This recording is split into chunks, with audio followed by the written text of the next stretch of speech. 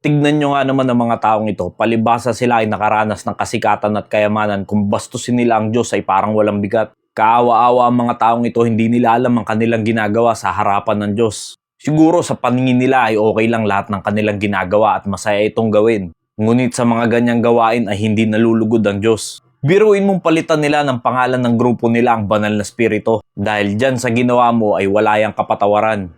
Wherefore I say unto you, all manner of sin and blasphemy shall be forgiven unto men, but the blasphemy against the Holy Ghost shall not be forgiven unto men.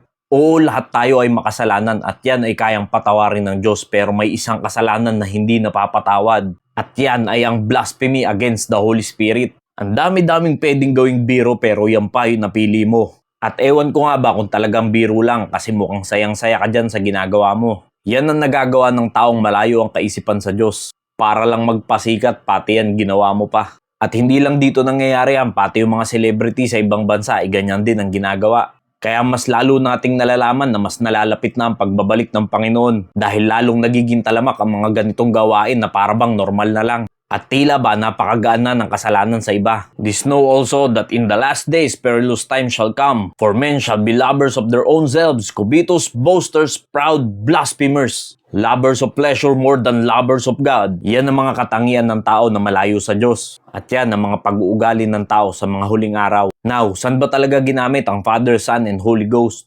Go ye therefore and teach all nations, baptizing them in the name of the Father, and of the Son, and of the Holy Ghost. Hindi yan tumutukoy sa pag-sign of the cross, kundi yan ay tumutukoy sa pagbautismo.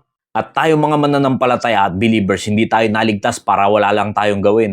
Kundi malinaw dyan na tayo ay dapat humahayo, ipangaral ang ebanghelyo ng kaligtasan. Yan ay ang Great Commission sa lahat ng mananampalataya. Faith cometh by hearing and hearing by the word of God. Ganun kaimportante na maipahayag natin ang magandang balita sa mga tao. Dahil pag nabuksan na sa kanila na ang Panginoong Jesucristo lamang ang nagliligtas, doon palang papasok ang faith.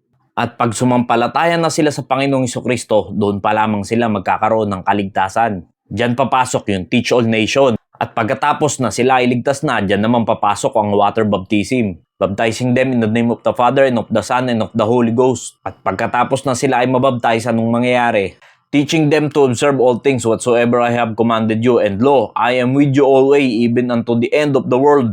Amen. Diyan naman papasok ang church para tayo ay matuto sa kalooban ng Diyos. Kaya kaibigan, kung hindi mo pa natitiyak ang kaligtasan, dapat mo nang malaman ang regalo ng Diyos. At ang regalong yon ay ang Panginoong Jesucristo at sa Kanya lamang natin masusumpungan ang kaligtasan kung tayo ay sasampalataya sa Kanya. Dahil siya lamang ang daan at walang ibang pangalan na binigay kundi sa Kanya lamang ang kaligtasan, sa ating Panginoong Jesucristo. At pag yan ay ginawa mo ng totoo sa iyong puso, mananahan na ang banal na spirito sa iyo at yan na ang mag-guide sa iyo papunta sa good works. Kaya mga kaibigan, mag-ingat tayo sa ating mga sasabihin, lalong-lalo na sa banal na spirito. At habang ikaw ay buhay at may pag-asa pa, sumampalataya ka na sa Panginoong Jesucristo upang ikaw ay maligtas. Maraming salamat po and God bless you all.